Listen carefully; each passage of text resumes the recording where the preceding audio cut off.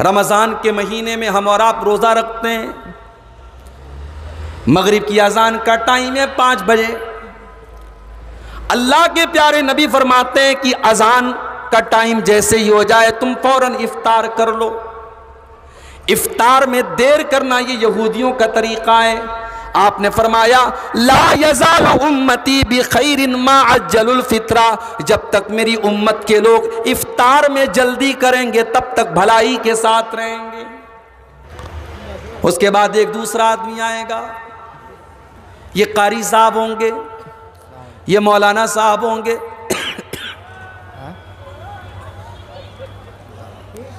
ये दीन के आलिम होंगे।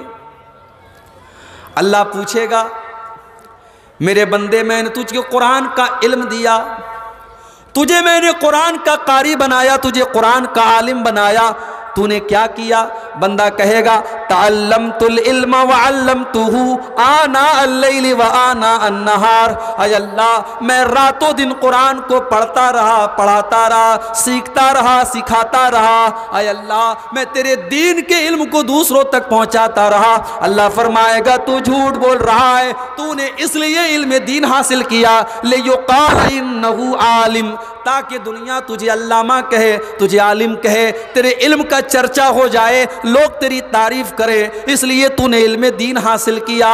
तेरा मकसद अल्लाह को राजी करना नहीं था, तो अल्लाह को खुश करने के लिए दीन को नहीं सीखता था, नहीं सिखाता था। और उस इंसान को भी घसीट कर जहन्नम की आग में डाल दिया जाएगा। उसके बाद एक तीसरा इंसान आएगा, ये वो होगा जिसको अल्लाह ने बहुत मालो दौलत से नवाजा होगा और जो दुनिया में अल्लाह के रास्ते में बहुत चंदा देता था, बहुत दान देता था, बहुत पैसा देता था। अल्लाह पूछेगा मेरे बंदे मैंने तुझको इतना सारा माल दिया, तूने क्या किया? बंदा कहेगा अल्लाह मुझे जहां पर भी पता चला कि वहां माल देने से तू खुश होता है, तू राजी होता है, अय अल्लाह मैं तेरे रास्ते में माल खर्च करता रहा। अल्लाह फरमाएगा तू झूठ बोल रहा है, तू झूठ बोल रहा है, तू इसलिए पैसा खर्चा करता था ताकि दुनिया वाले तुझे सखी कहें, तुझे फैयाज कहें, तुझे देने वाला कहें, तुझे दानी कहें, तो तुझे जो चाहिए तब वो मिल गया। उसके बाद अल्लाह के नबी फरमाते हैं उस अल्लाह की राह में पैसा खर्चा करने वाले को भी घसीट करके जहन्नम में डाल दिया जाएगा। जब ये हदीस खत्म हो गई, हजरत अमीर मुआविया रजी अल्लाह ताला अन्हु के पास हदीस सुनाई गई। हजरत अमीर मुआविया ये हदीस सुन करके रोने लगते हैं और उनकी हालत खराब हो जाती है, वो बेहोश हो जाते हैं। और जब होश आता है तो कहते हैं कि ओ लोगों ये तो बड़ी बड़ी नेकी करने वाले लोग थे, मगर इनकी नीयत सही नहीं थी, इनकी नीयत में खोट था, इखलास नहीं था इनके अंदर, रियाकारी थी, दिखावा था, इसलिए अल्लाह के यहाँ इनका यह अंजाम हुआ। और उसके बाद हजरत मुआविया ने सूरह हूद की वो आयत पढ़ी, मन कान युरीदुल हयात दुनिया वज़ीनतहा नुवफ़्फ़ी इलैहिम अमालहुम फ़ीहा व हुम फ़ीहा ला युबख़सून। जो दुनिया को हासिल करने के लिए, दुनिया कमाने के लिए, दुनिया बनाने के लिए नेक अमल करेगा उसको दुनिया तो मिल जाएगी। उलाइकल्लज़ीना हबितत अमालुहुम, लेकिन उनकी सारी नेकियां बर्बाद हो जाएंगी, आखिरत में उनको कुछ भी मिलने वाला नहीं है। तो मेरे भाइयों आज इखलास की कमी है हमारे अंदर। आज हमारी नेकियों की नुमाइश करते हैं, हम नेकियों को दिखाते हैं, और जब तक सारे जमाने को ये जता ना ले कि हमने ये नेक काम किया है तब तक हमें चैन नहीं मिलता। एक आदमी मोहल्ले में बनिया के यहां से उधार लेता था और काफी उसने उधार ले लिया।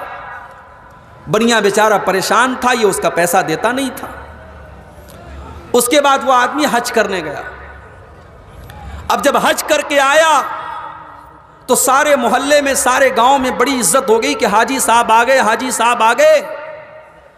एक दिन हाजी साहब बनिया के आए, बोले अरे बनिया वो जल्दी से मेरे उधार का खाता निकाल।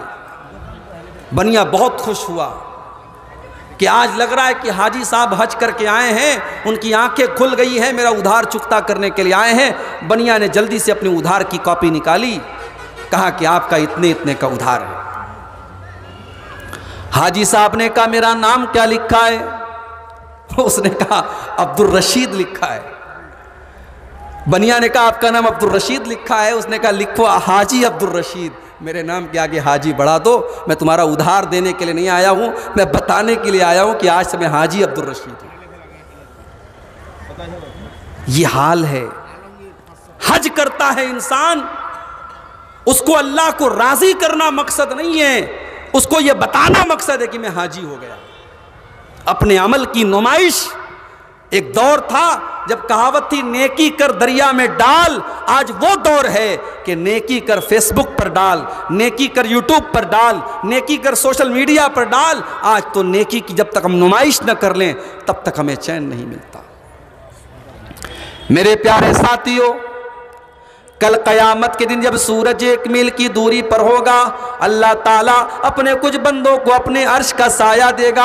अल्लाह के उन नेक बंदों में वो एक बंदा भी होगा, वह रजुलुन तसद्दक़ा बिसदक़तिन फ़अख़फ़ाहा हत्ता ला तालम शिमालुहु मा तुनफ़िक़ु यमीनुहु।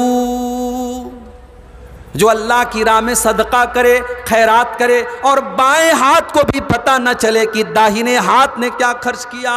इतना चुपके से वो सदका करे, इतना खुफिया तरीके से वो सदका करे। जाड़े का मौसम है, एक गरीब आदमी बेचारा किसी फुटपाथ पर लेटा हुआ है, ठंडी हवाएं चल रही हैं, वो ठिठुरा हुआ है।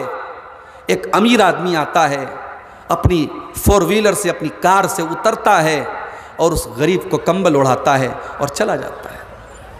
न उस अमीर को पता कि मैंने किस गरीब की मदद की, न गरीब को पता कि किस अमीर ने मेरी मदद की। अल्लाह को ऐसा सदका बहुत पसंद है मेरे प्यारे साथियों। आज ऐसा सदका हमारे समाज से ख़त्म होता चला जा रहा है। हज़रत उमर फारूक रज़ी अल्लाह ताला अन्हु रात के सन्नाटे में एक मकान में जाते थे, थोड़ी देर तक मकान के अंदर रहते थे, घंटा 2 घंटा के बाद उस मकान से निकल जाया करते थे।